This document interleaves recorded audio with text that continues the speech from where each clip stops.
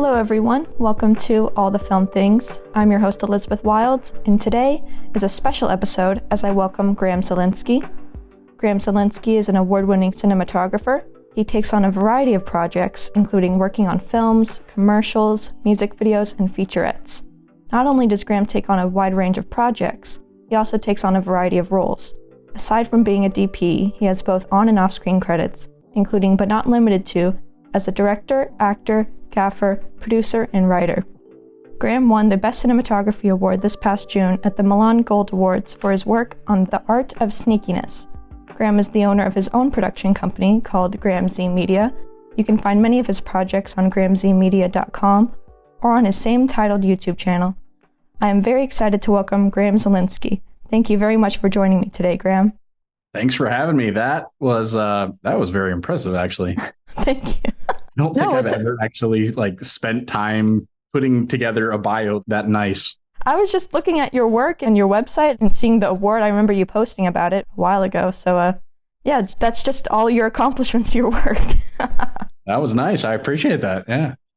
I want to provide a little bit of context. So, you and I met on the set of Spilled Paint a few months ago. I was a PA, and you were one of the main crew members that Taylor, one of my best friends and fellow PA, and I got to talk to, and we had a lot of great conversations on set. So what was it that made you first interested in film? For me, it probably just started being a fan of movies. I tell people that the first movie I ever saw in theaters was Star Wars: A New Hope when they brought it back digitally remastered. Now, there's a chance that my parents took me to a movie in a movie theater before that, but my first ever recollection is seeing that movie in theaters. And my dad, even talks about the reaction on me and my brother's face as we're watching it. And, it was otherworldly, not just from the Star Wars standpoint, but I'd never seen anything like that before. We watch movies at home.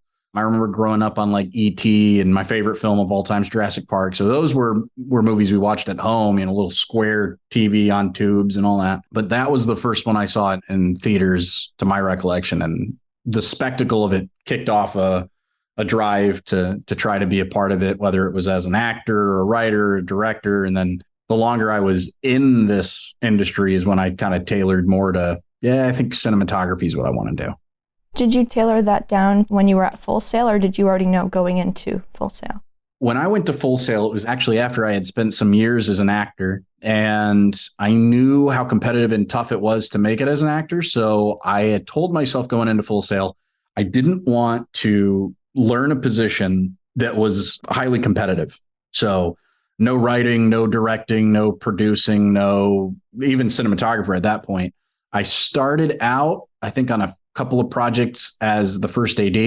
I did direct a commercial, but that's just because I got the writer's itch and I had to come up with something. But no, for the most part, I stayed a gaffer throughout my time at Full Sail. I learned a lot.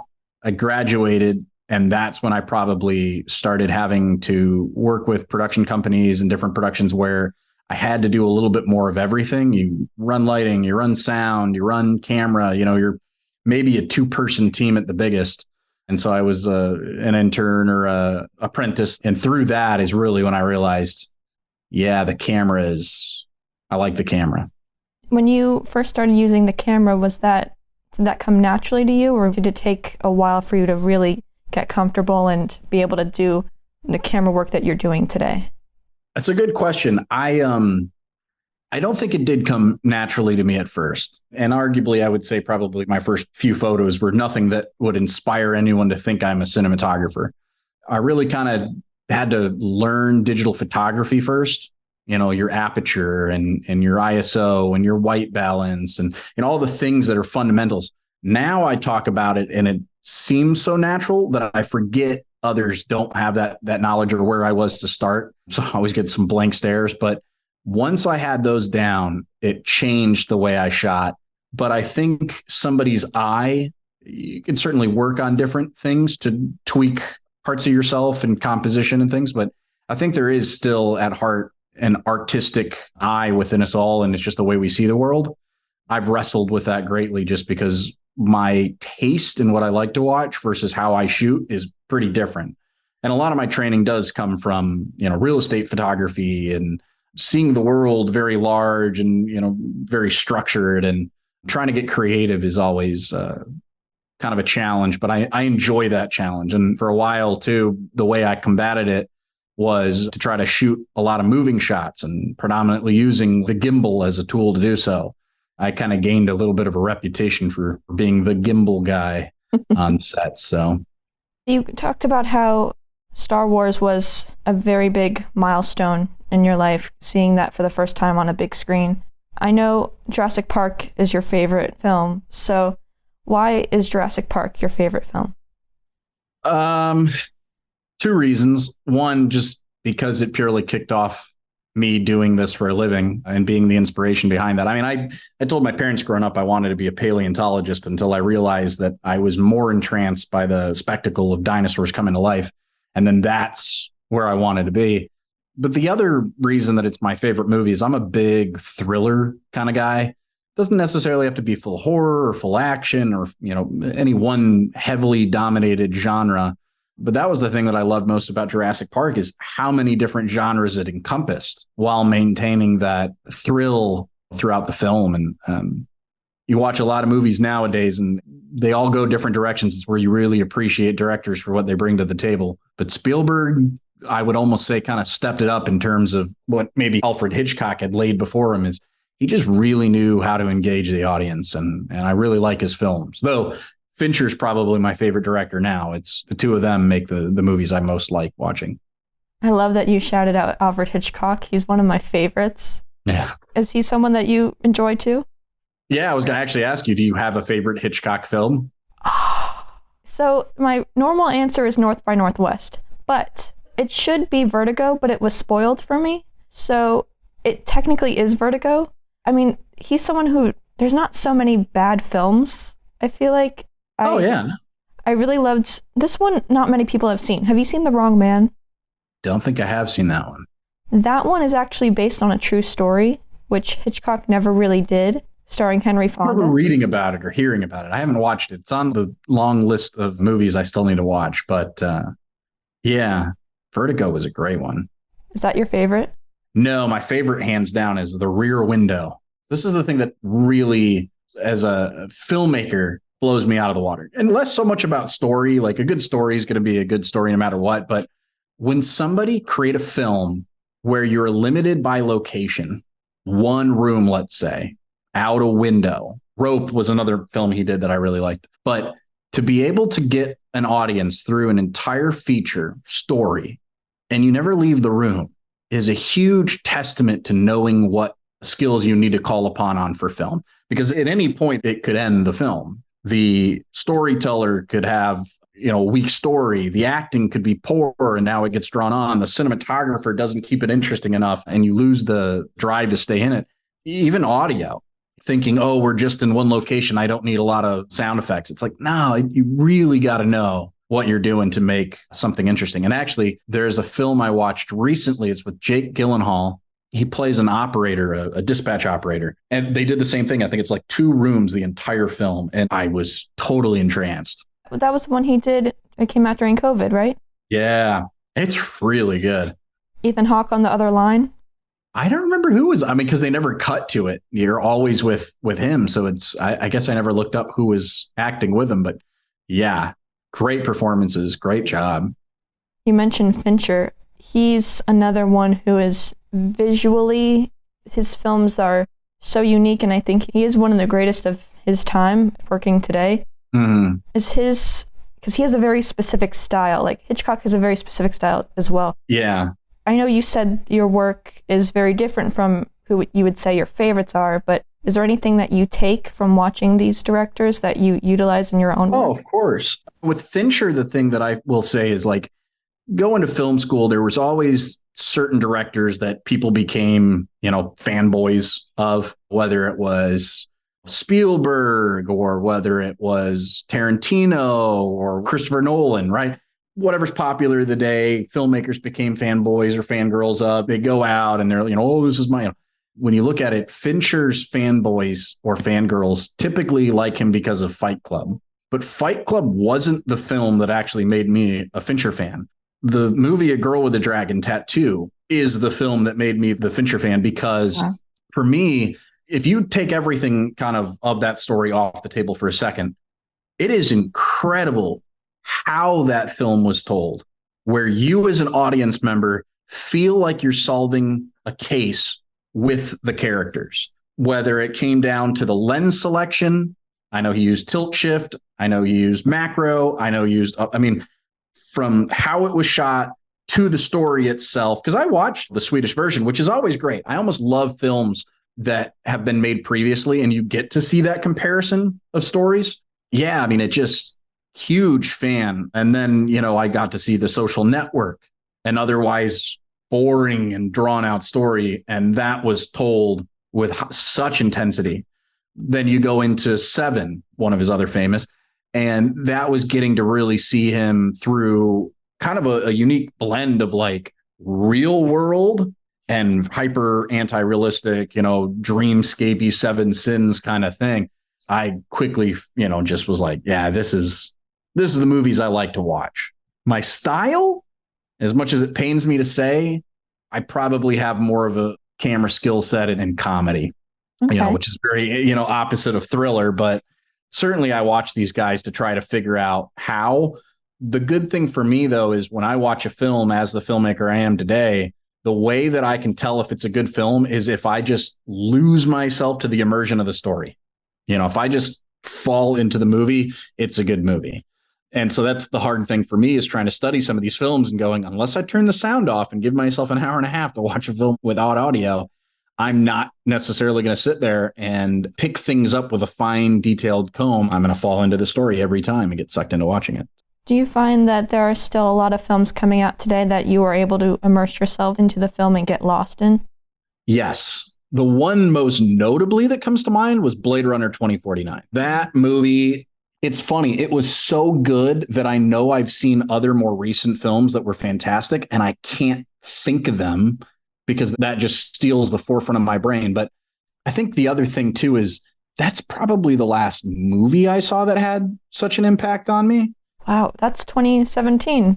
Yeah. Lately, it's been TV shows because I think the way that the world's going is more episodic. And certainly I have some shows that I love. But yeah, I'm trying to think of movies that blew me out of the water. I like a lot of animated stuff, too. A lot of Pixar. Just quickly going back to Fincher, his intros are so, especially The Girl with the Dragon Tattoo and Seven, those are some of the most, I don't think there's a better intro, really. Like, there are other good credit scenes, opening credit scenes like Easy Rider. I love that one. But what Fincher does and who he hires, I forget his name, unfortunately, especially with Seven. People don't want to hire him because he's too good at intros that it makes the film look bad. Absolutely. There is an element of watching the intro for The Girl with the Dragon Tattoo that's like, yeah, this is stellar work. But that's, it's funny because we talk about movies and we talk about TV shows and the difference and how popular TV shows are right now. And when you think of Fincher, there's not a lot of other movies that I can think of that do intros like that. That's usually stemming from episodics. Yeah. I'll give you probably two of the most recent episodics that I like that have great intros. For me, I could never skip over the Succession intro.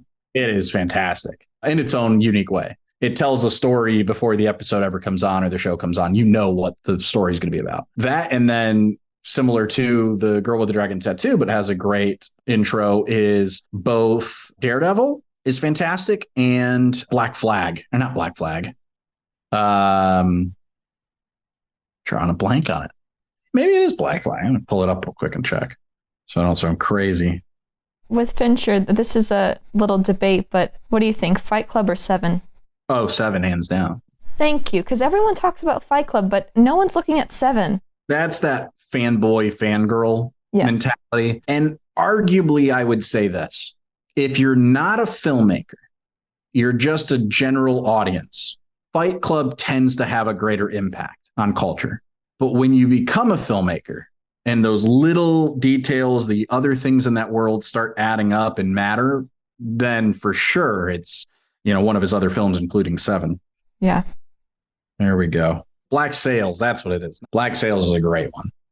I've never heard of that one. Is that on a major network? I think it wrapped up a while ago, but it was on Stars. Ah, love stars. I've never had cable. I mean, when I was a kid, I'm sure whatever was playing on in the background, I watched, but my thing was always collecting movies. So even for me, there was a time where I bought 600 DVDs because I would go into Blockbuster and they would have these sales where when it got done watching, it was like, hey, here's a bin for $4, $5, whatever. We're selling used DVDs. And so I would just amass a collection. Eventually it shifted because I moved around so much. I lived out of my car for a while, traveling LA. And so it was like, how do I carry this stuff with me? And I was never a technical guy, but somehow I ended up on Ultraviolet, the codes you'd get in the boxes. There were so many of us, I think, at the time, just culture, like people were just throwing them out. And so I remember going to friends and everybody and being like, hey, if you don't want that code, take it. And I think like within a year, I had gotten to like 300 movies. And then thereafter, I think I'm at like 700, 800 now. I just started buying them off Vudu once it switched over. I just own everything digital. But yeah, movies, there's something odd about collecting them too, where it's almost like hoarding. I'm sure I have movies I haven't even watched, but I just had to buy because there was a good deal on them. And then you go back to this collection. It's like, I haven't seen that movie. I should watch it. And I'm such a little twerp in that I have to be in the right mood to watch a movie. Now, if I'm forced into it, I can quickly develop a mindset where I get in the mood. But there's so many days I come home where it's like, what's your mood today? And I'm not making this up. I'm so brain dead. I'm so tired. Either Family Guy or SpongeBob. Take your pick, but and we'll watch them. My fiance and I will sit on the couch and we'll just watch like the goofiest stuff. And you have friends tease you. It's like, you're a cinematographer. You should be coming home at night and watching something that matters to your craft. It's like, no, nope. I'm human too. I just need something stupid and funny. I was going to ask you if you had a DVD collection. Do you still have that 600, that amount of DVDs? Unfortunately, because I ended up being in my car for a while and it couldn't take them with me. I had no way of playing them. Even laptops were starting to change to get rid of the disk drives. And so you're like, what am I going to do? So I gave it all to my mom. And I has it. I'm sure you have a big binder full of them. And it's funny too, because I'll want to watch a movie and I'll go to my digital collection and I won't own it. And I'm like, I definitely have this film. And it'll still to this day, like, and this is probably 10 years I've been without DVDs. There's still a part of me that's like, I had this. I'm confident I had this. There's probably a good 200 to 300 movies that I have repurchased digitally just because they're classics. I mean, I could list a few, and usually it's any Russell Crowe movie. Gladiator, it's your A Beautiful Mind. It's what's another movie? I'm sure Star Wars, for example. I'm sure I had on DVD, and I switched over. Jurassic Park is probably the biggest collection. I don't know how many times I rebought that. I think I had it as a DVD series, bought it digitally, rebought it for DVD just so that I could have the physical copy collection. What's really cool is I have a shrine almost to Jurassic Park. I have all these Funko Pop Jurassic Parks and all these models and figures and everything Jurassic Park. I want to buy more. I went to a garage sale and someone was selling an old Jurassic Park VHS. I don't know whatever happened to the one I grew up on, but I was like, I'm buying this thing before I can't. And my fiance is just like, you have no way of even watching it. I was like, I don't care. I will get a VHS Jurassic Park tattoo, show my love for how I grew up on this film. I imagine the Jurassic Park hat and the shirt had to go somewhere. Yeah, it's funny how it kind of evolved because I'm a very hyper realistic person. So like if I see anything that's hyper realistic, whether it's art, it's a figurine, whatever the case may be, that's where I draw myself to. So the first day someone showed up with a stupid bobblehead looking Funko Pop, I was like, that's ridiculous. I'm not going to do it. No way. I'm not keeping these things. And then over time, it kind of came like the Beanie Baby fad, where somebody even saw that I had one and brought me another. And then another person saw I had two and brought me. And it just was like, I don't actually want these things. By the time I had started collecting Game of Thrones and all this stuff, and then Jurassic Park came out with this like movie moments, these scenes from the movies, Funko Pops. And I just remember sitting on the other side of the computer one day, and I think the total amount had to be like 600, $700. Oh my. That's on the shopping cart. And my fiance, I remember her reaction too. Like, why did you do this? I looked at her. I was like, I don't even know what compelled me. It's just Jurassic Park. Is she okay with this collection? She's okay with it being in my office. Okay, yes, very particular. Yes, that's the statement. She loves that I love these things. But if you saw our house, it has two rooms that have probably three rooms that have a very particular vibe or aesthetic to it, and they don't change. No toys in the living room kind of thing. Ah, okay. And I get it. She makes it a home. I would be still looking like I live in a college dorm if I had my way. So yeah, it's bad. But yeah, anything like Jurassic Park or Pirates of the Caribbean or any of that stuff, to the office it shall go. Your collecting of the codes is something that I've thought about asking people for a long time. Don't sell it in the boxes like they used to. And now I think they charge more if you buy a DVD with the code in it. Like it used to be, oh, you buy a DVD for $20 and it came with this stupid thing and no one ever used it. But then I think once people started picking on and Netflix and the digital era kind of took over, yeah, I think it's like $30 a DVD now for the whole thing. It's like, just buy it digitally. If only we knew back then. But you were already onto it. Oh, I definitely got in early. I probably got in 5 years earlier than I think everybody else did. And I still don't know who uses Vudu. I think some are less interested in the hoarding element like I am. So they're content with Netflix and Amazon and Hulu. They'll watch whatever's there. But there is something about having a movie collection. And I think you said you have one, so you'd understand, like as a filmmaker, it's just like, I got to have my films. Yes. And now the only thing is like, I have so many of them. There's definitely a part of me that's like, what's the biggest thing that's going to be in my will? This must be a legacy of movies that gets passed on. It cannot die with me. It can't be resold somewhere. They have to go to a rightful place. It's going to stay in the family. I don't have kids. I probably won't end up having kids, but it'll probably go to my nephews. It's like, don't screw this up. Impressed on them how important this collection is. Yes. Well, I'm going to try to be a very involved uncle considering I won't have kids. And that was kind of the thing. It was at the time I had my first nephew, I knew I was like, I am going for the cool uncle award. I live in Florida. Hello. You're going to come see me for vacation, for Disney. I'm in the movie industry. So, given his dad loves video games so much, I'm probably going to be irrelevant by the time the kid gets a say, but I'm in that industry. So hopefully that does something for me.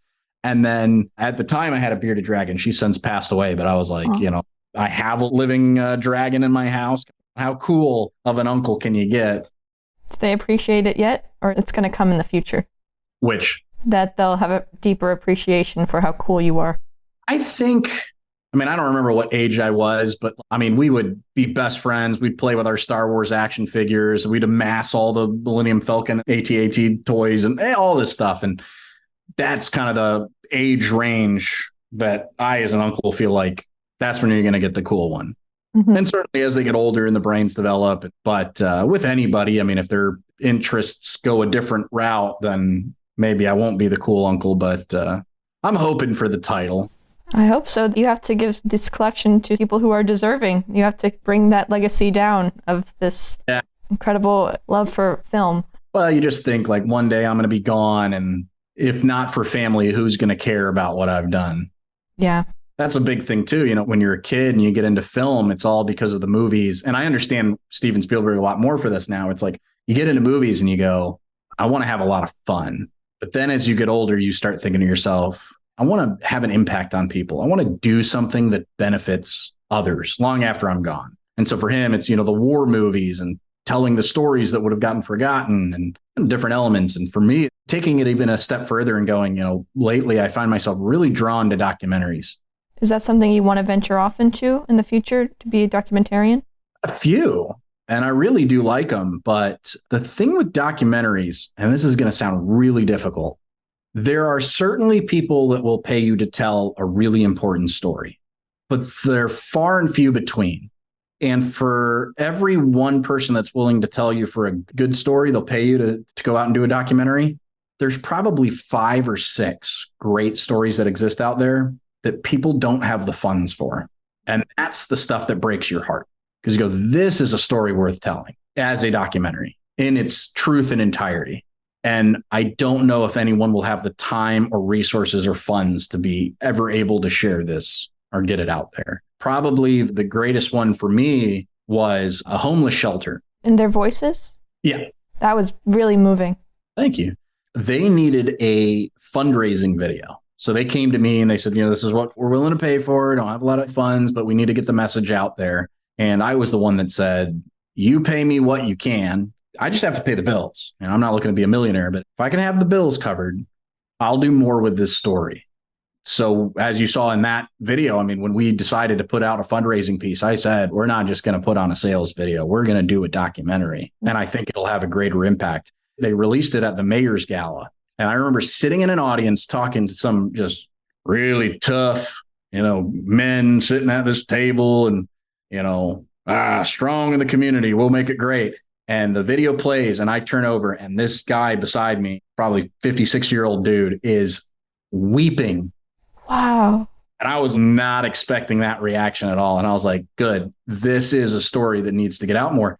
Because I grew up in an era too. My mom raised me. It's dangerous to meet strangers and you don't know how someone's going to spend the money. You don't know what their motive is and their intent. And it could be for drugs. It could be for this. And getting the opportunity to actually work on that project and learn that story, there's without a doubt a part of those worries that the public has on homelessness that are true, but it's so vastly more of a story to tell and deeper than that.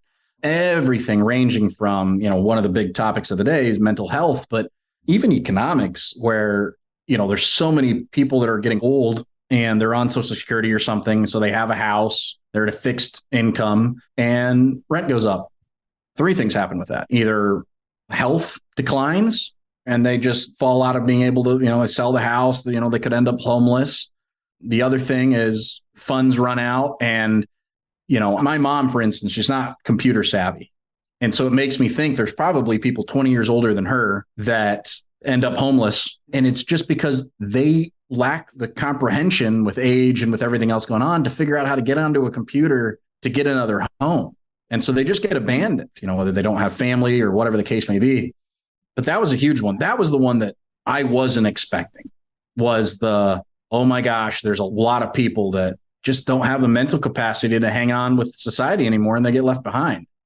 Health played a huge significant factor in that. And just how many of the people in that documentary too, if you watch the video, it's like there were so many people that wanted to go back to work, not just cashing in on homeless. I don't want to do anything. You pay me. There's a lot of people that had the value of I want to get out there, but for whatever reason, they can't rejoin the workforce. Something even as simple as like, you're homeless, you don't have anything, you probably lost your driver's license and your social security card. So how easy is it to get a job without those two forms of documentation? Well, no employer in the world will take it without those two. So you're kind of a sitting duck. And that's one of the things that Shelter helped with. So documentaries like that, I know I just went on a huge rant and veered off. No, not at all. Because you were talking about how Spielberg and his impact through his work. And it sounds like... Well, even Jurassic Park. I mean, to go back to where this can stem from, it's like you look at Jurassic Park and given a lot of what Jurassic Park has in it is fictitious, but it was also kind of in a weird way groundbreaking in the scientific community because that's when genetics and cloning and all that really started getting out to the public. Wow, I know that. That's really interesting.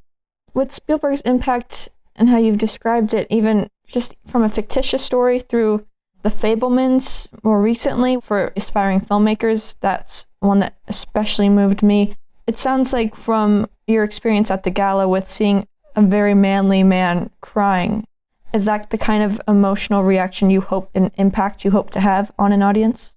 Yes. Certainly even my favorite actors are ones that are typically comedians, but they know how to make an audience cry.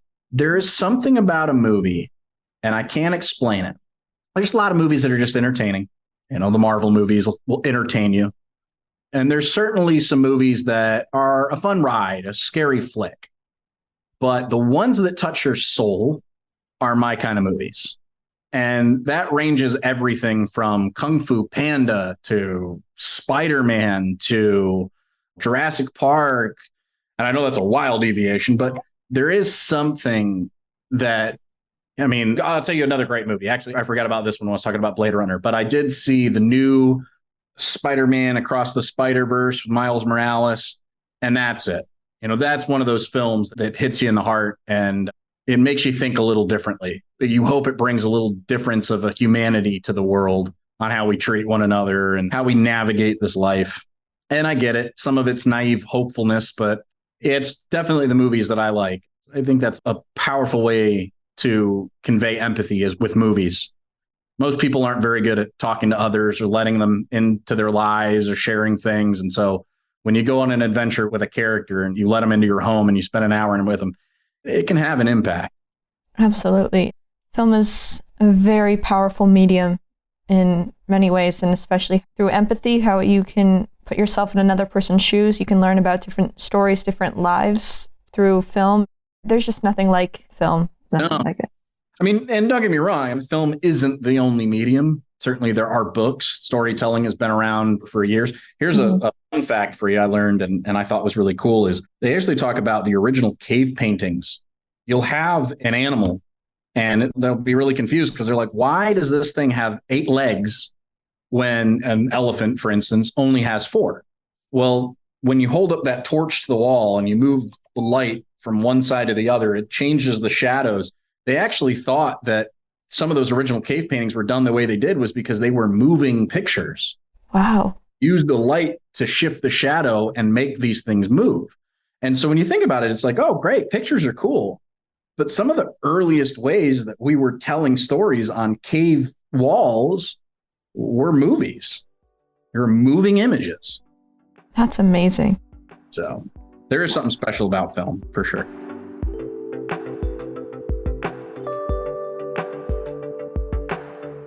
Tell me about Full Sail. I've heard about it so much through the years, and I remember when the Full Sail tour bus came to my high school, and it seemed like a pretty cool place to go to school. So I remember when I got into acting and kind of figured out I wanted to pursue acting in high school. That's when I took it more or less seriously. I only had 2 options at the time: get into the military or go be an actor. And at the time, the military thing wasn't really working out. I had a lot of family thought that would be what happened to me, but it just didn't. Stars didn't align. So I went out to LA. I tried to do the acting route instead. And my parents were always big on this idea of you need to get a degree because for their generation, a degree was actually important. And I had visited Full Sail, but because they didn't have an acting component, I passed on. Well, 2 years of acting professionally, I was realizing how difficult it was. I came home and my parents said, now's the time to get a degree. So I started with marketing and advertising and all this stuff, and it just didn't scratch that itch. It's fascinating. It was cool, but it didn't go the way I wanted to. So I told him, I said, look, I know I want to be in the video industry, film, movies, whatever. And I know the degree is important to you. I'm asking for one more opportunity of sorts to run away from home, and I'll go get a degree if I can try to do what I'm passionate about one more time before I give up, in a sense. So it was Full Sail. Wow. I remembered that school. I remembered the spectacle of it. I remembered how much I liked it. And I thought to myself, I'm going to try to go there. And I was still kind of nervous because, again, computers weren't really my thing. And the way cameras were sold and so much of the stuff, a very technical job, lighting and electricians and camera and editing. It's all so technical. And, I'm more of a brute and I'm more manual labor. So I was always very worried about how much I was going to struggle. And once I got in there, I realized, I remember when I graduated, I sent my dad the report card because I'd finally made all A's and B's. I never really did that in public education. And I was like, I think I can be proud of this because I guess the truth is when I do find where I belong, I'll be smart enough, instead of feeling like, even though I'm trying my hardest, I wasn't hitting the check mark. So I was real proud of that. I was really happy. Full Sail from anyone that's debating to go. I'm not going to say that it's the right school, it's the perfect school, because in truth, you have to be the right person for it. There's some people that don't need film education at all. There's some people that could benefit from it. For me, one of the greatest things was I couldn't get distracted by outside things. I was there to learn. I was there for a fast track education to learn the language and the lingo, figure out how to do this thing and go. And I don't know if I would have made it if I didn't have that as a resource. But each individual is different. I know some people that went there didn't take advantage of it as well as they should have and succeeded. And I know people that went there, gave it their all, and they're not in the film industry anymore. So it just depends on who you are as a person, whether it's the right choice or not. But yeah. Is there anything else you want to know specifically about it? Well, that's an incredible story about how this was your last opportunity. This was your, like, all right, I'm going to try this, and how it's led you to today, and how you took something that you were passionate about and you came back to it and you were allowed that opportunity from your parents, and look at you now. Yeah. My dad was pretty proud when I went freelance because I still, even, I mean, I've wrestled with the self-confidence thing for damn all my life, but I remember I would work for all these different employers, and it kind of came down to one particular job I had. I went to the boss. I just said, hey, I was told I would be doing more video. I ended up doing more photography. And I said, I really want to get back into doing more video. Do you see me doing that, or do you see me staying in photography? And he said, I see you staying in photography. It's where the agents were happiest. And I had to think about that. COVID, of course, was going on. It was raging at the time. And I just thought to myself, this is not what I want to be doing. If I die, this is not the last chapter I want it to end on. So I quit in the middle of COVID and went freelance. And in that move alone, feel like I managed to get to the place that I'd always dreamed of getting to, working in movies and TV and all this stuff. And it's weird now because for whatever amount of my life I can remember living, this was the dream. I always thought I'd be chasing it. I never thought I would get to it. Now that I'm here, it's very weird because it's like, didn't really have anything dreamt up or planned past this, but I certainly know the power of a plan and a drive and a dream. So I got to come up with something to pursue and put it into a vision board or something. But yeah, I'm just happy I made it. I didn't think I would be here. That's really inspiring. That is really cool. So I know at Full Sail you directed a short film. Mm-hmm. So as someone who also directed a short film in college, it's quite a learning process. So what was the biggest thing you learned from making your short film? It's funny because there's so many people that do their first film and they hate it. They want to hide it. They want to bury it. I'm actually still very proud of mine. I think it's probably still one of the best projects I've been happy to be a part of, in that it was the closest thing I think I've ever done to capturing my Fincher vibes and thriller and all that. I remember I wrote a script that had been calling to me. I don't know where it came from, but I wrote it up. And my classmates at the time told me I needed to submit it to Final Project. And I don't know if it was ego or what was stopping me, but I didn't want somebody else to tell the story. I wanted to tell it. At that time, I didn't even want to be a director. I still didn't. I was trying to find somebody else to direct it. But I wanted that story. I even thought to myself, do I even want Full Sail to do this as the final project? No, I don't want that overproduced kind of high budget look to this thing. I want it really indie. And so a group of us got together and we said, we're at film school. There's no better time to do it. We have resources at our disposal, lights, cameras, stuff, but let's challenge ourselves to do this thing outside of Full Sail on our free time and not really involve Full Sail into it any more than the students or than we have to. And I'm very proud of it. I think it really did come. I mean, there are things that maybe in hindsight I would have improved upon. I would have added, I would have, whatever. But the crew that I got was incredible. The talent I got was incredible. Any weaknesses are from me and my inabilities, but I learned so much from it. I love watching it. I think more people should, if you have the ability to get a crew together, and you could even arguably make any film that you want. I think, I would argue to challenge yourself. And Film Riot does it best. If you're a filmmaker, you've probably heard of them and you love their show and stuff. And one of the things they talked about early on was when they were coming up with episodes, for them, it was whatever we're teaching in this video is the box that we're going to have to put ourselves in to get creative. But there is something truthful about when I am limiting my creativity, limiting my potential in myself. Sometimes that's when something special can really come out of a situation, as opposed to, hey, I have free reins of the studio, And I looked at some of the best movies of all time and they kind of had that. I mean, even Jurassic Park, You hear about a lot of the struggles they had on set. One of the biggest is they had a real hurricane during the filming of it. It's like, well, that's kind of cool. Jaws, another Spielberg film. One of the greatest films to date. They couldn't get the damn shark to work. I mean, that's a very well-known story. But that film for not 1 second under delivers. That is a fantastic film. With all the CGI in the world, people haven't been able to do a film better than Jaws, at least a shark movie, in my opinion. What did you put out recently to date the podcast? What, Meg 2? Oh, yeah. I don't even know how well that did. I don't know. And it's, again, you look at some of these movies made today and they're nothing like the classics. There's no real story to it. It's a cash grab for visual spectacle and entertainment, but you lose the heart of the story. Yes. I'm more interested in sitting down and watching something from A24 than I am from Disney at this point. And I know I'm saying that on the internet where I'll be trapped forever by the words I've just committed to eternity, but I want the story. I want something that's worth sharing. I completely understand. In a recent episode, my friend and I were just talking about that, how he felt like film today, specifically this year, is kind of lacking with the story and the emotional resonance with an audience into the characters, relating to the characters. And I completely agreed because most of the films I watch are from decades ago. Well, there is something to be said about a film that's made because the filmmaker felt like it had to be made, as opposed to being able to make it. It was a story he had to fight to get out there, whether it's Apocalypse Now, whether it's, I even take it this way. I know this is usually a hit or miss depending on what someone likes of the Star Wars universe, but Rogue One wasn't part of the docket.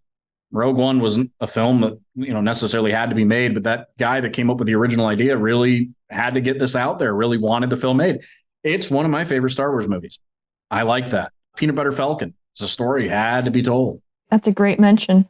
Yeah. That's a film that I'm still riding the highs of. If you want to talk about a film that has an impact. I'm also working on another feature film that has a huge component of special needs and Down syndrome that plays a part of the story. So, yeah, I just like it. Good stories. Yeah, that was right after Spilled Paint. A few of the crew members were working on that one, right? Yeah, we went from a TV show to a feature. Yeah, it was a great crew. It must have been another joy to work with them on I Win, I believe, right? Yes. Yeah, it's good people. The director of that particular film is one that when I first moved to Florida and got involved in the short film scene here, she was also just getting her start in that kind of filmmaking. She had a web series, but that was really kind of probably one of the coolest things for me is not just looking at my own story coming up, but actually being there ground level and seeing someone that I believe is a very talented director that's going places, like to see the start of them to where they're at now. And there's a few of them. I mean, that's one of the cool things about the Orlando community is I think there's a lot of new artists that are going to go somewhere. And it's really cool to be in a place where you can actually see them at their start. I would totally name drop if I can. Go for it. So I Win is the feature that we went to after the TV show. And that's being directed by Robin Hoffman.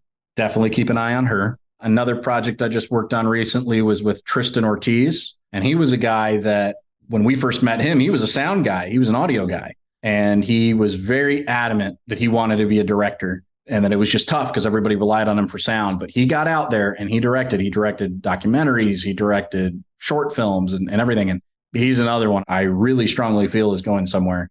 Another guy that I really liked, a film that we did together, I felt like it looked the most like anything you'd see on the Sci-Fi Channel was Austin Janowski. That was really cool. There's Nick and Angela of Cosmic Waves. And we've just got to do a sequel to a short film. I don't know how many short films get sequels, but that universe, that world, working with them is so much fun that it called for it. And yeah, I also have some people in South Carolina that are definitely names to watch. Colin White, Silas Rowland, Destiny Macon. Yeah, some terrific people out there, man.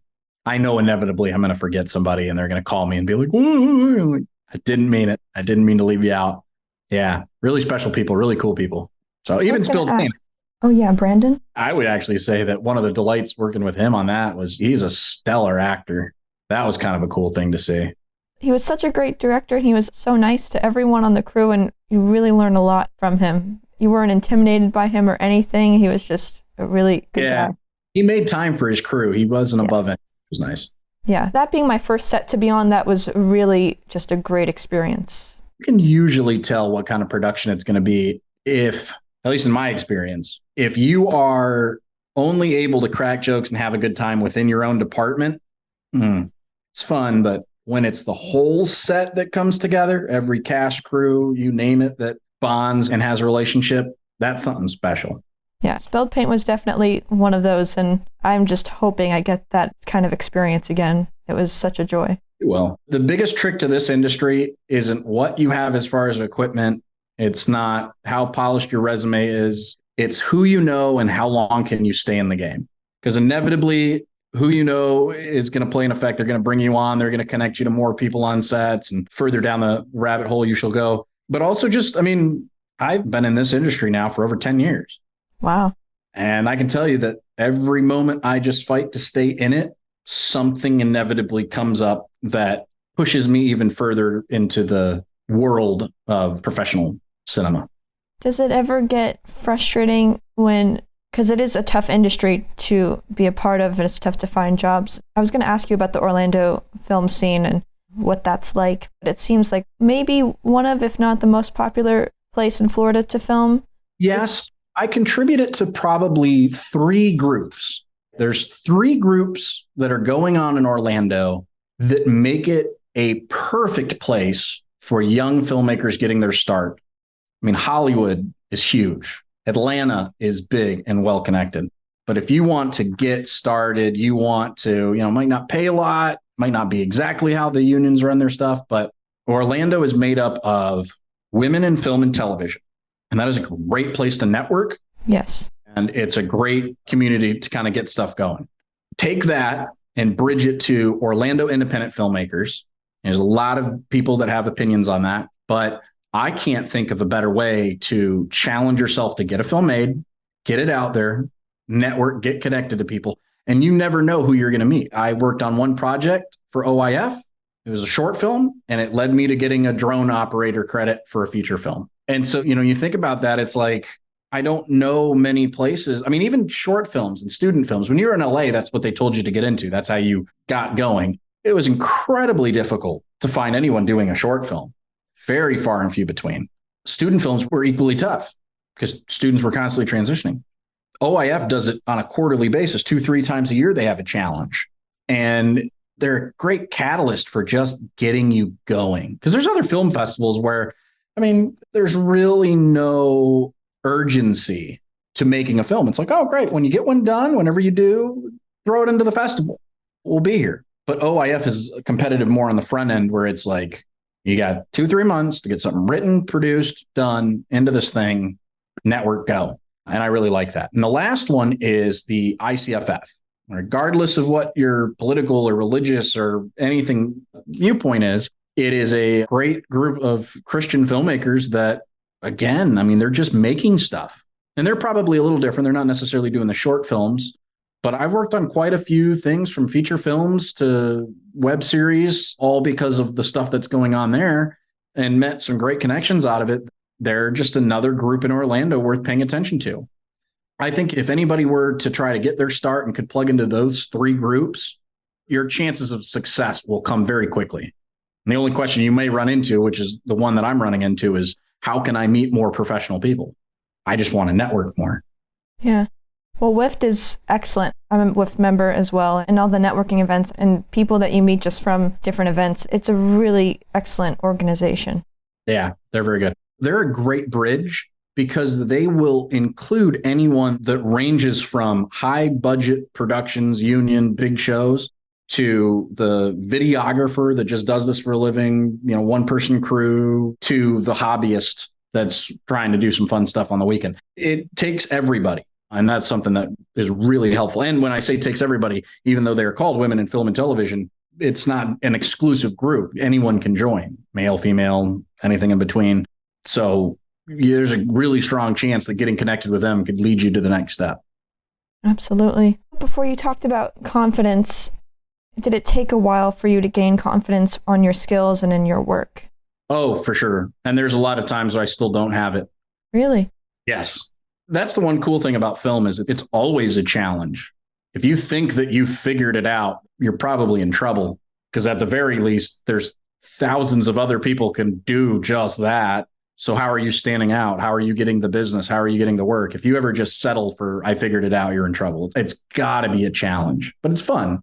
Doesn't mean it has to break you. It just, it is what it is. But with that, absolutely, whether it's a new piece of equipment, I don't know how to use it, and I hope I use it right, and I don't want to look like a fool because it'll be encapsulated forever in some media format. Whether it's, do I have the knowledge to tackle this job? Am I the right person for this role? Actually, one of the things for Spilled Paint was when they originally approached me, they wanted me to be a first AC. Funny enough, I've pulled focus on my own camera, and I've been a cam operator and a drone operator and a cinematographer. I've never actually been a first AC. Never actually used the tools to pull focus. And so I told them, I said, listen, I'm down to learn. I want to be on the project. I'm happy to help. I'm glad that you're thinking of me, but I'm going to be upfront and honest and tell you, I don't have the experience for that position. So they went back, they had a conversation. They did want me for the project, and they came back and they go, thank you for telling us the truth. We'd be happy to teach you, but we don't have time to do so on this particular set. It's pretty busy. We got to stay pace. How do you feel about coming in as the gaffer? And I said, that I'm more comfortable doing. And that's what I did. And acting. Yeah, that was more of a, hey, we need somebody, you look like you could do it. Go step in. Is that something you want to do more of, on-screen work too? I don't know. I wrestle with that idea on occasion. My thing is, I would probably act more for hobby now than to try to make a career out of it. I really am very sure that crew work is what I love doing. Acting is fun. Acting is very fun. But acting is where I would personally say I would do more so as a hobby than need to do for a living. I need to do this for a living, but it's the crew.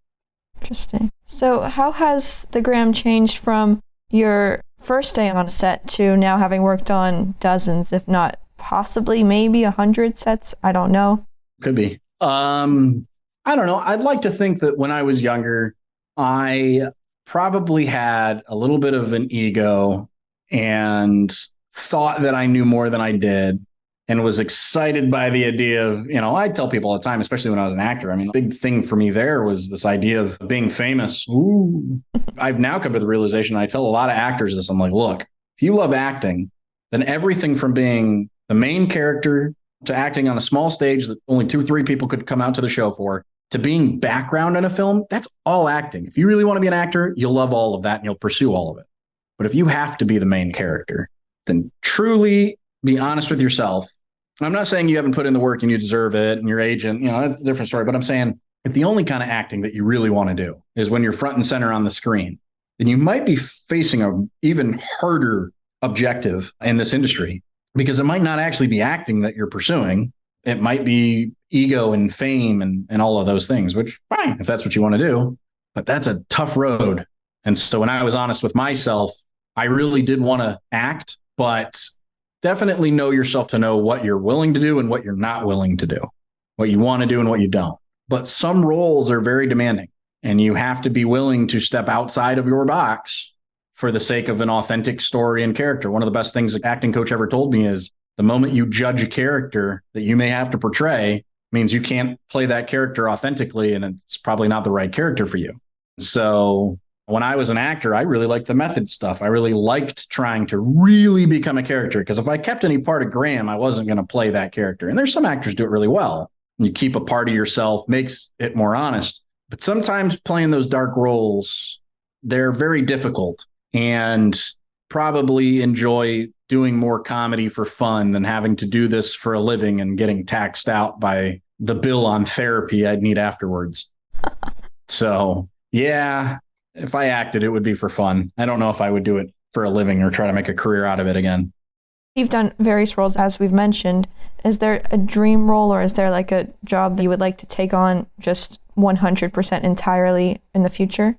I mean, I definitely love being a cinematographer. And I know that probably I'm at a certain limit, because for me, I like to have my hands on the camera. And a director of photography is actually a department head. There's a lot of people who tell you, well, every set's supposed to run a certain way. I've never worked on any project where one particular way of doing things is done over and over and over again. Union, maybe they have their rules, but I've never worked on any one production that was like another. So all these rules for filmmaking, I don't know. But I understand that a director of photography is supposed to be a department head. Certain roles, they might have different ways they're supposed to do it. I've certainly DP'd where my hands never touched a camera. I just oversaw the entire production. I've DP'd where I did pick up the camera myself and run it. And that's certainly the world I want to be in. And that's why I tell people, I'm like, I'm not ashamed to say that I'm also a videographer. Sometimes pursuing cinematography, DP, that's a naughty, bad word, but it's like, nah, I enjoy it equally. A lot of documentaries I do are much more videographer than they are cinematographer. And I'm fine with that. I like those kind of challenges. I like it. So that's what I would long road pursue. But ultimately, the dream is one without ego. I don't need anyone to know what I've worked on. It's a team player. It's coming together with a group of people and telling an incredible story and it having an impact on someone. But I would very much love one day to work on a project where someone does not recognize me. And the question comes up, what's your favorite film? And they go, that film. And that's the film I shot. They don't need to know, but it'd be really cool to know that somebody out there values something to that degree. It would be really cool. Wow. That's incredible. I think you'll have that one day, because I was watching your videos and your work and I loved your camera work, like the go-karting race. When you shot that was so cool. And then of course you had the realty videos, the holistic house. Those shots were beautiful. Shots that come to mind as maybe my favorites. I love the shot of the bride and the groom on a hill. That was so cool. And the drone shot for the Calmer dog toys, and the man was walking his dog on the pier. Beautiful. Thank you. Yeah, I love what I do. I'm very grateful to be able to do this for a living and pay my bills with it. It does not get lost upon me to take a break every now and then and realize how fortunate I am to be doing what I'm doing. Without a doubt, I am living the dream. I was chasing the dream. I'm living the dream. I just got to come up with the dream part 2, the expansion, the DLC. So what's in that dream part 2? I don't know. That's the part I'm still trying to figure out. Right now, it's very, very broad. And usually, as bad as it is, it's come down to thinking I want to own another piece of equipment. It's like, oh, I'll be much happier if I have this. But truth be told, it'd be fun to film on a cool piece of equipment, but the story's got to be there. Probably the moment most recently where I really stopped to get to appreciate what I do for a living was when we were shooting a music video, and it's 10 in the morning, or maybe earlier than that. Sun's rising and we're on the beach and it's quiet. And you look around and you think to yourself, everybody else in the world is working right now, but they're probably stuck inside somewhere and they're missing this. There's a soft breeze coming in, beautiful setting. It's like so many things I get to appreciate, and I am working, but how many jobs afford you the opportunity to work in those settings? That was pretty cool. That's what is so great about turning your passion into work. I mean, I guess the saying is, you don't want to feel like you're working or, something to that effect. Or work a day in your life. Yes. And I feel like for those who are so passionate about film as you are, as I am, you just enjoy it so much where, yeah, there's good stress, but it doesn't feel like work and you enjoy it. And you're not stuck in like a office day by day, same thing every day. You have these incredible experiences and everything's different because you're doing freelance. And I imagine that's one of the best parts of the job. You get to do different things all the time. Yeah, you certainly have to be careful. I think with anything, whether it's a passion, whether it's a job, it doesn't matter. I think attitude is super important. And it's easy to let anything get you jaded. But once in a while, no matter what environment you're in, I shouldn't say that because there's some environments where maybe you shouldn't do this. But if you're working hard and you're paying the bills and you're doing what you got to do to survive, every once in a while, just take a moment to smile for yourself and at yourself. And, remember that song, Be Happy, and let that have resonance, because I think it is easier to get stressed out and overworked and tired. And even if you were doing brain surgery, for instance, something of utmost importance, there's something about putting your mental state in somewhat of a happy state. It just changes so many factors. I think there's a lot of people in life, you see it more so when something goes wrong and the type of individual, they just can't stop focusing on it. Doesn't matter what they're doing.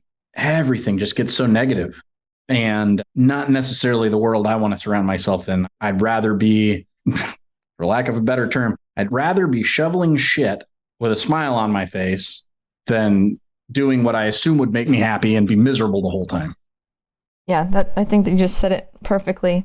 So Some of the shots that you've done are drone shots. You got your drone pilot license. What made you want to get that license?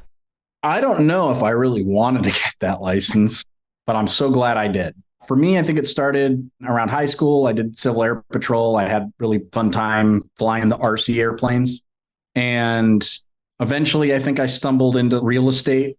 And that's where the drone kind of became important to have, construction and all that. And so I kind of got it more out of convenience, like, hey, this is a tool I need for the job. I just need to get it. I need to do it. Not to say I'm particularly like, oh, I want to be a pilot or had any aspirations to do so, but it was something really cool when I got the drone for the first time, and there was just a sense of freedom I really enjoyed, and the compliments I got from others, like, oh, you're really good at this. It was kind of nice because I think there's so many of us that are pursuing this industry, and it's like, we want to know that what we've been so passionate about our entire lives is where we're supposed to belong, that we're accepted here. And that was kind of a cool thing to have that recognition, like, no, we like your stuff. You're definitely doing something right and cool and creative and unique. That's kind of what drone did for me. And so I had a lot of fun with that. But yeah, it wasn't anything I would say I pursued on my own, and just kind of came by situation, by circumstance. Have any of the commercials you made played on TV? Mm-hmm. What was that like to see your work on a TV? I didn't actually get to see it on TV. Just like I said, I don't have cable. So right. I've worked quite a few projects where mainly the reaction is someone comes up to you and they go, oh man, I saw that thing you shot, or all that stuff you were posting about. I finally got to see it. Yeah, it was really cool, man. Some, it's like the owners get back to you and they tell you how much success it's been for their business, how much it's helped them. And, you know, there's almost a sense where, like, most people, we see a commercial or something and cool. Sometimes it's just work. Sometimes it's production companies, they're just there for a job. But I like to bond with the people that I work with, both the client and the crew. And so there's almost, even when the commercial or the movie or anything's done, there's almost like a whole nother story to be had. And I'm in it for that. So sometimes it's really cool on that personal level to get to talk to the owner of a shop, and they've put in so much hard work for their business, to see it get reflected in a way that's so positive and loving. It's nice. It's nice to kind of have that recognition between people. It's like, I appreciate what you do and you appreciate what I do. And we made some cool stuff. Thanks for sharing. Yeah, I mean, you've worked with quite the range of businesses, as I mentioned, the realty, holistic house, auto. I have been fortunate to work on everything from cutting edge neuroscience, police training videos, to, you know, goofy short films and comedies. And that's the one cool thing about our industry. It's not ever the same job day after day. There's always a new person in front of that camera. And it constantly astounds me how so many of us have this idea of the world, and yet you end up in these situations where someone knows about their industry twice as well as I know about my industry. And you sit there in awe and you go, there are so many people in this world that are going to go from beginning of life to end and never know what you just told me. I am so beyond thrilled to have learned that in my lifetime, gotten a glimpse behind the curtain of whatever is going on. Yes.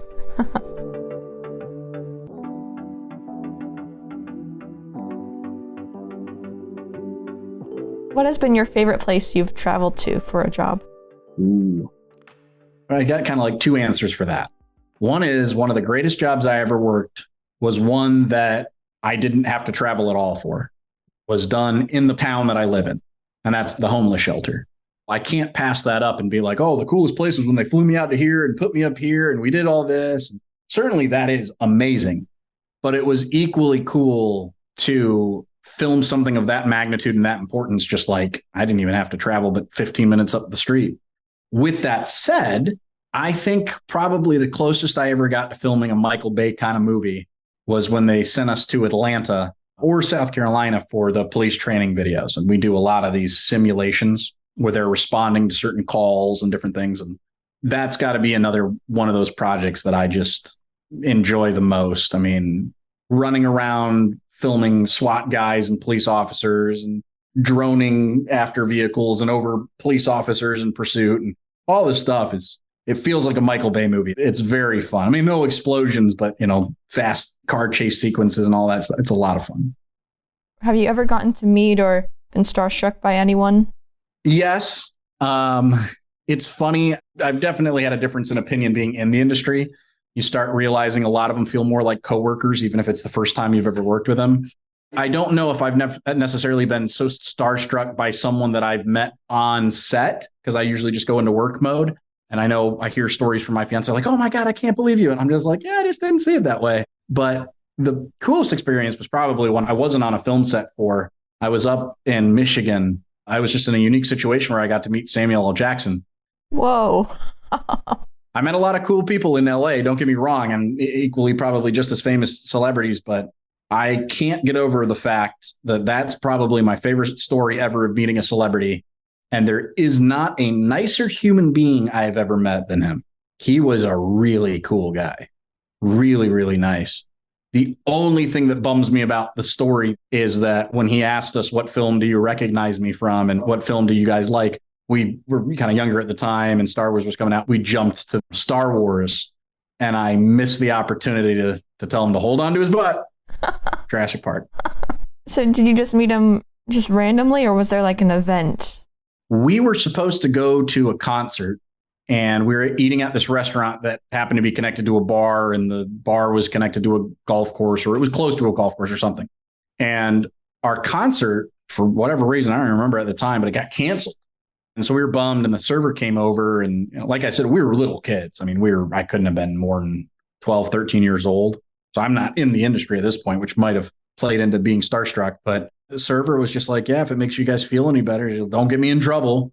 But around the corner, if you want to take a peek, is Samuel L. Jackson sitting at the bar. And, at that time, we, of course, knew who he was. So we took a peek around the corner trying to spot him, and he spotted us trying to spot him before we saw him. And this massive hand came up in the air, and he was making direct eye contact with us. Of course, we think we're in trouble. And he just waves us over, going to walk over with your head down. I don't know, we're in trouble, and get to the table. And he goes, how you guys doing? Great. Did you guys recognize me? Yep. He's like, very cool. He's, what do you know me from? Star Wars. Purple is my favorite color, and that's how I got the lights. I mean, he told us about how he got his lightsaber before any of the behind the scenes or history about how he got his lightsaber had become popular within culture. I mean, he was giving us a glimpse into that tale before anyone ever knew it. And it was like, that's pretty cool. He was with his golf bag. He had, his clubs and stuff in it. And he asked if we wanted his autograph, and we said yes. And I'll never forget, he wrote his autograph and he put, "May the fours be with you." So any of my golf friends, I've got one of them I got to share with them. But yeah, that's just the nicest guy. He was in the middle of a meeting. I could tell because he was with two other people that were talking to him about something when we came over. And I could never forget that. I've run into celebrities on the red carpets and stuff, and you can kind of tell like, oh, they're being nice, but they're in public. They got a brand. And it was just kind of cool. Like, I didn't get that with him. It was very authentic. Yeah. He's probably the only person I've ever been starstruck by. I would love to meet him again. I'd love to tell him the impact he had on me. The two only other people that I would have been starstruck by are passed away now, but would have been Steve Irwin and Robert Williams. Steve Irwin, I know, isn't typically an actor, but he comes from my documentary side of things. Shooting for him, how he felt about what he was so passionate for and how it benefited the world and all that. It's just like, that had to be such infectious positivity and fulfilling purpose in life. I would have loved to be a camera shooting him. Anybody else, it's great, really cool. I appreciate their work, but nobody would have had me as starstruck as those two. In LA, when you were there as an actor trying to get a role, what jobs did you take on? Was it on those red carpet events? Acting was doing everything and anything. So there were certainly jobs I got as an actor to be an actor and things like that. The red carpet, sometimes I would just go to see a movie and I saw Jason Statham and Jessica Alba outside. Of course, you want to kind of take a peek over the paparazzis, and you're suddenly realizing how tall she is. She's taller than me in heels, and how short he is, like significantly shorter than I ever thought the guy was. Like top of his head's probably at my chin. But really, really cool. And then on the way to the bathroom, I ran into James Franco's little brother. I've met Tobey Maguire and Vince Vaughn. Who was Draco Malfoy's dad? Draco Malfoy's dad. Jason Isaacs? Yeah. Nobody recognized him, which was the weird thing, because I kept looking at him like, there's no way that could be him if no one else is recognizing that's him. And I was working at the time. I was a boat valet. So I was taking people's boats and parking them. And he had gone to the store beside us to take his family on I think like a parasail thing. And I remember going up to the guy who had the other business. We had a good friendship. And I was like, I'm going to give you that guy's name. Tell me if I'm right. And he's like, go for it. And I said, Jason Isaacs. He goes, yeah. He goes, you know him? Yeah, from movies. He's like, oh, don't you dare go upset my customer now and fan. I was like, nah, I'm not going to do it. But he happened to be coming off the boat at the same time I was parking a boat. And I just happened to see him and be like, hey, I just wanted to tell you I'm a huge fan of your work. Have a great day. And I kid you not, the guy, I had just gotten confirmation that this was the guy. It looked just like the guy, unless by some massive coincidence, it's a guy that looks just like him and his name just like him and it's not him. Okay. But that guy had no idea he was famous. That's the funniest part of the story. The look in his face, like, oh, thank you, was like, dude, you're Jason Isaacs. I've known about you since like The Patriot and all the movies I grew up on. Like, you're not just some actor I met from Harry Potter. Like, I know your work as a voiceover actor and everything. It's like, how is this the reaction you're giving a fan? And how are you so caught off guard? He was the only celebrity I ever met that I wasn't sure if I had it right. And I was like, I'm 99% sure I have it right. And there was that part of me that was like, I'm very confused. How do you not know you're famous? I don't know. But yeah, definitely my favorite role of his was The Patriot, when he plays the bad guy, in general on the other side. He did such a good job in that role. He killed one of my favorite actors in that, Heath Ledger. Yeah, he did. Pretty brutally.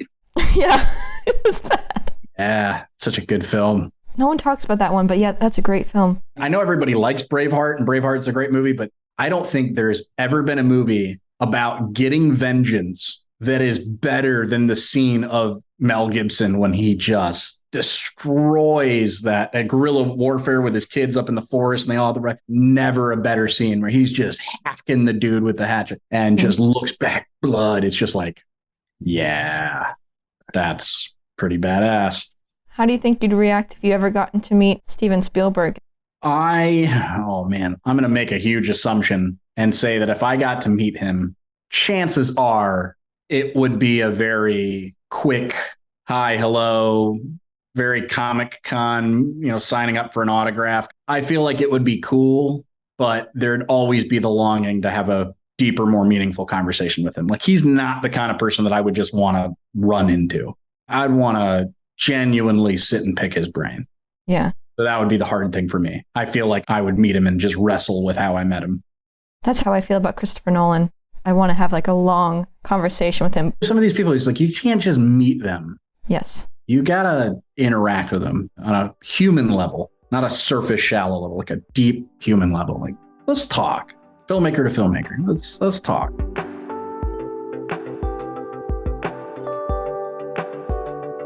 You have your own production company called Graham Z Media, and I love the logo because it is a little ode to your favorite film. Yeah, and I got the backwards hat like I normally have, so everybody likes the symbol. The funniest thing about my hat was, so my production company, it's really just me as a videographer, as a cinematographer showing my show reel. But I got this hat really because I thought it would be cool to have it on there. And the moment I post it online, everybody starts hitting me up like, we want a hat. We'll buy a hat from you. Can we get a hat like yours? And I just thought to myself, I was like, I never had really planned on merchandising, but I'm so happy so many people like my branding. Have you given the hat to a lot of people? No, so far it's just the one. I always told myself, I said, if I made more of these hats, I would have to do something slightly different with them so that I always had the original. Yeah. I don't want to give away the original. It's cool too, because like, I know Steven Spielberg has the iconic Raiders of the Lost Ark hat. I think when you saw set photos of him on Jurassic Park, he had the Indiana Jones hat on. So I thought it was kind of cool to have a hat. If anyone ever made a pop figure of me, it would be that. So I have some very childishly wild ideas on how I want to be buried and die. There's a couple things I want in that casket. My hat would probably be one. Oh, okay. So the hat is going with you. Yeah. I don't know what comes after this life. I don't have a clue. I'm not there, but I like the idea of Viking burial. You're buried with your treasures.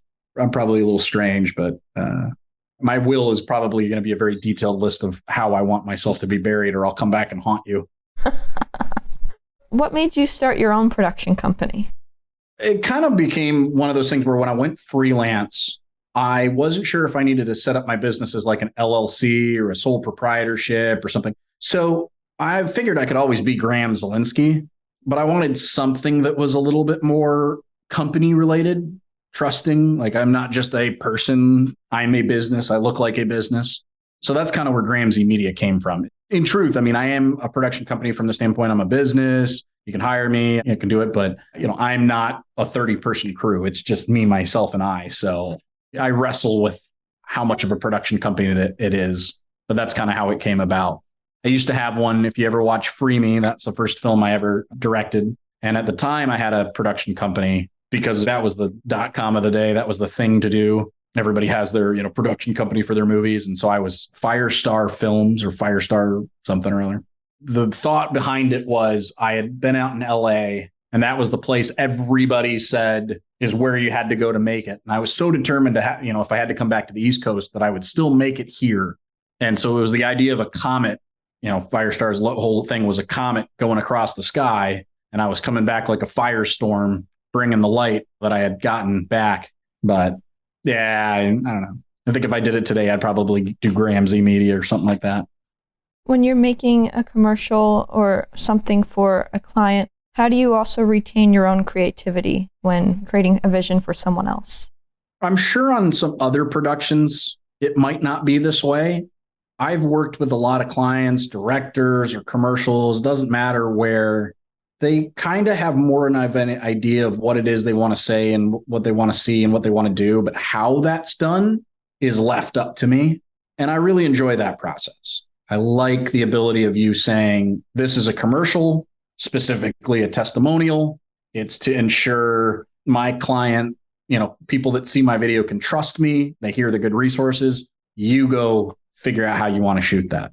As long as I deliver the results, they're good. Now, I can choose to shoot it. Everybody gets a close up, shoot it the way it's been done 1,000 times, or I can get creative with it. But at the end of the day, as long as it does those three things that the client wanted, we're good. So that's usually the fun of it, especially B-roll. And I think that's why I like documentaries so much, is B-roll isn't staged. It's truly natural. It's organic. It's an authentic thing. So being able to beautifully capture the real world is really cool. Something you emphasized to me was the importance of using social media to promote your work and yourself. So what opportunities have social media led you to that you may not have gotten without it? Yeah, I mean, I don't know if there's a very specific situation, but what I have found is when I did real estate photography, I was in-house for this company. And so their agents were supposed to call me up anytime they needed me, and I would just go do the job. But what I found was there were so many of them that would see me, they'd run into me or something and be like, oh my God, I forgot that we had an in-house photographer. And I didn't want to be all on social media, tooting my own horn. And, so I talked to a kind of a career therapist of sorts. And I was like, I want to be humble, but they worded it to me really well. Which is, one, if you think this is so cool, maybe others would like to see the behind the scenes as well. It's not boasting if you're just showing what you're doing, boasting if you are bragging what you get to work on. But if you're just authentically sharing it, then it's cool. The other thing within business that it really helped me out with is this idea of, going back to the real estate story, the notion of out of sight, out of mind. Again, I want to stay humble and I don't want to boast. But if every day I can share a picture of me on a set somewhere or doing something in the film world, it's harder for somebody to forget me when referring for a job. There's probably a good 50% of the time the jobs I get is because somebody is discussing film in an environment where no filmmaker is present. And somebody goes, well, so who do we use to get started with this? And because they know me, I get an opportunity. And so that, I feel, is what posting about filmmaking really does for me, is to say, hey, if I'm ever not in a room where filmmaking is being discussed, but I have an opportunity to work on said film, I'm going to post so you don't forget about me. When the time comes and the time is right, I'll be there. And hopefully my name gets brought up and the project heads my way. So what is the best results reaction you can get from a client or a director from your work? Is it when they're moved, or maybe when they tell you something specifically? Commercial, it's always different than I would say it is for film and TV. For commercial, I know the power of video. I don't deal with advertising it. So there's always a risk that, if I give you an MP4 copy and you put it on your Facebook page, only your friends are going to see it. And I think that there is a degree where there's some people that want to do work that's just so cool, it naturally goes viral. But not every project's like that. And so there's always that caution to me. It's like, well, did you get it out there? Did you also create this video with me and put it out into the right channels where you could receive some sort of feedback? And that's a hard gamble. But I feel like there's a section between those two possibilities where it does get shared because people really like it, but also it gets the proper love and pushing it needs to get the furthest reach it can. That's when I like to talk to clients and find out, like, what did it do exactly for them? I got 13 phone calls I would have never gotten before if it wasn't for your video. Just this week alone, we got 13 new clients. Perfect. That is the greatest ideal situation. But whether it's a documentary or a movie or a television show, sometimes you will never find out what the reaction is. Someone could watch, like we talked about, the In Your Voices homeless shelter documentary I did, be completely profoundly impacted by that, call up the foundation, offer to give a $100,000 donation. I'll never know. But that to me is still worth doing because sometimes you got to have a little faith that can happen. Now, with that particular video, I know that the fundraising that went on with it and behind it helped them to raise $250,000. Wow. And so from a business standpoint, that's great to know because it can really help me in talking to another customer. Hey, I helped this person reach this goal. But it's not just me. I know how much hard work that foundation is putting in as well. I just got to share their story in a visual format that might entertain others. But that's kind of the thought process, is like, I like to have an impact whether I know it or not. I just truly, authentically hope it does help somebody somewhere. And that's it. Leave it up to faith in the other way, I guess.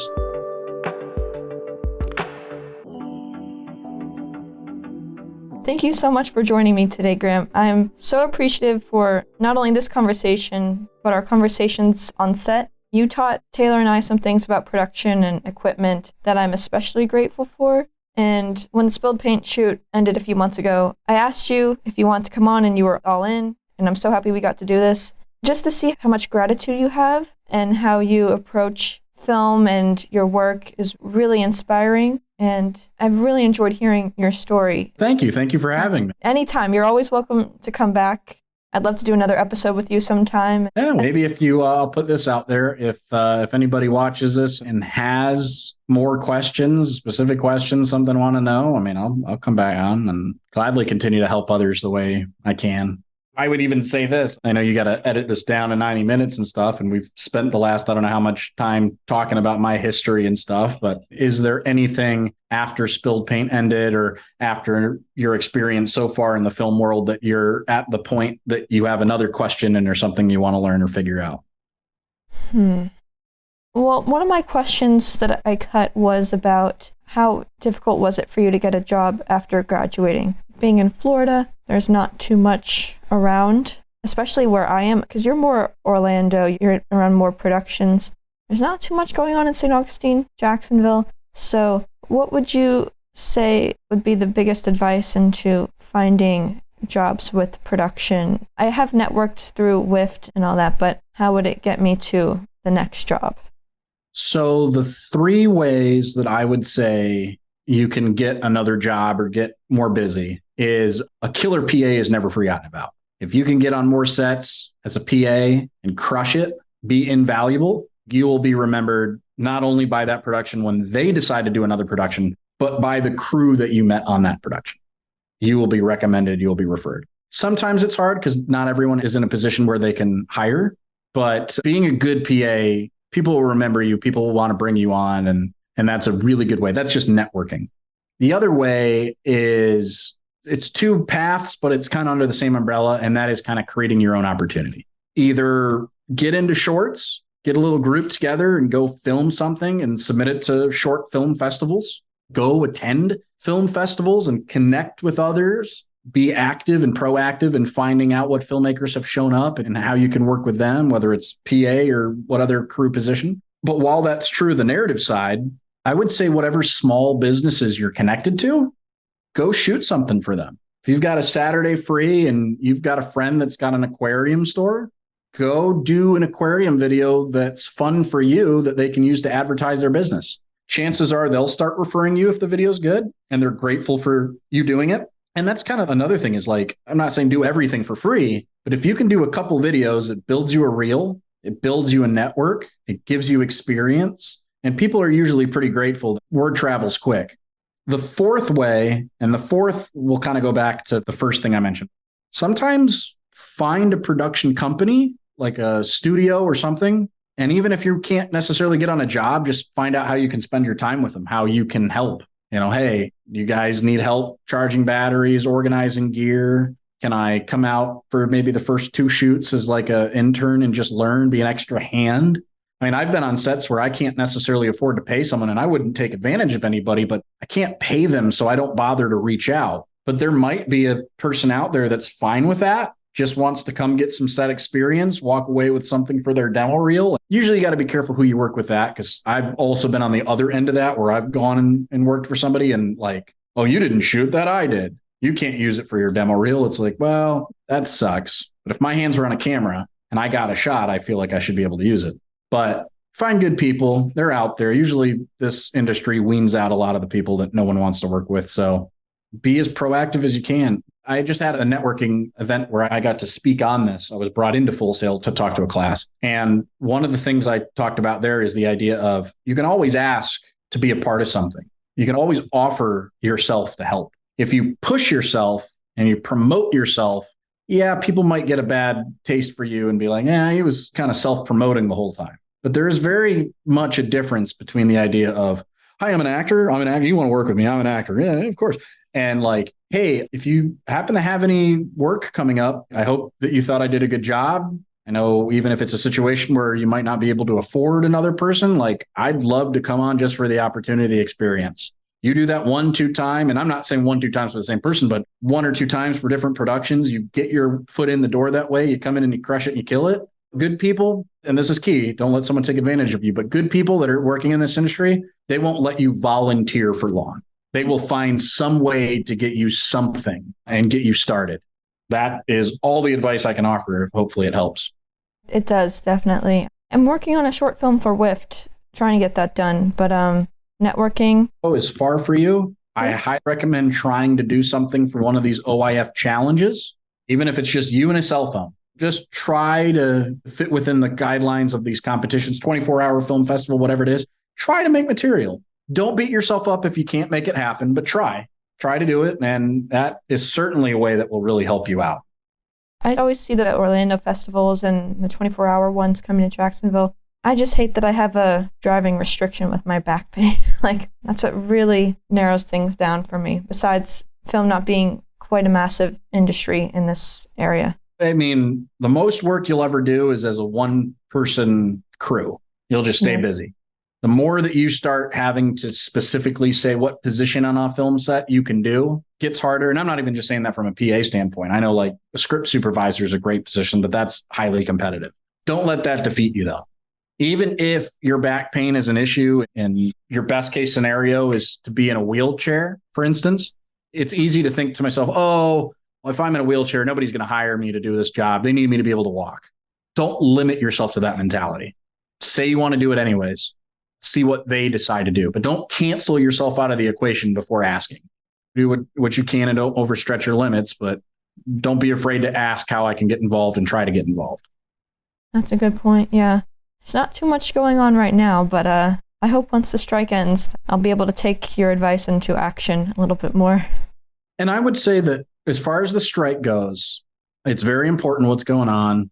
And you want to make sure that you're respecting what the communities are doing. Yeah.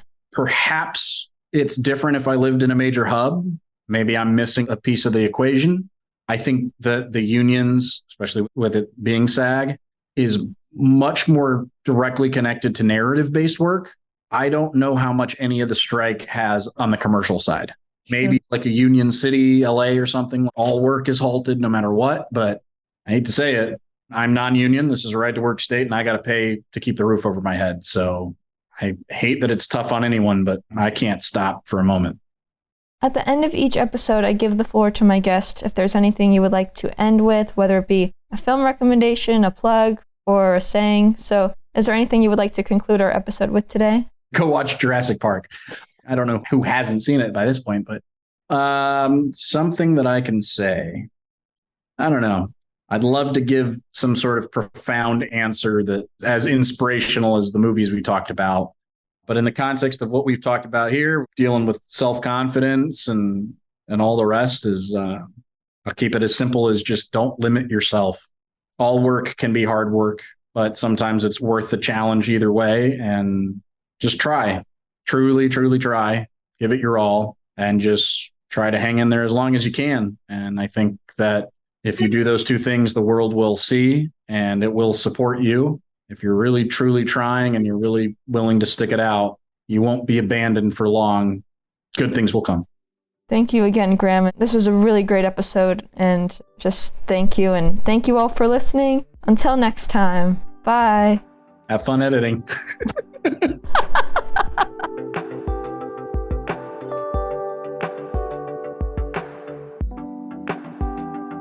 Go to grahamzmedia.com or visit the Graham Z Media YouTube channel to check out Graham's work. If you have any questions for Graham, let us know on the All the Film Things Instagram account. Special thanks to Graham Zielinski, Caitlin Fitzpatrick, Catherine Jakeway, Max McBride, Shannon McCrossan, and Connor Overbay.